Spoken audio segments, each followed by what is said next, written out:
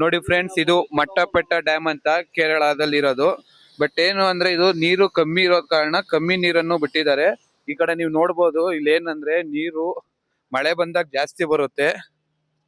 ಇವಾಗ ನೋಡಿ, ಇಲ್ಲಿ ನೋಡ್ತಾ ಇರ್ಬೋದು ನೀವು, ಮಳೆ ಕಮ್ಮಿ ಇರುವ ಕಾರಣ ನೀರು ಕಮ್ಮಿ ಇದೆ.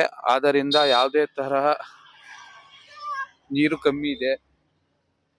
ಎಲ್ಲರೂ ಮಳೆಗಾಲದಲ್ಲಿ ಬಂದು ನೋಡಿ, ಜೂನ್ ಜುಲೈ. ಈ ಬೇಸಿಗೆಗಾಲದಲ್ಲಿ ಬಂದ್ರೆ ನೀರು ಕಮ್ಮಿ ಇರುತ್ತೆ, ವೆದರು ಹಂಗೆ ಇರುತ್ತೆ.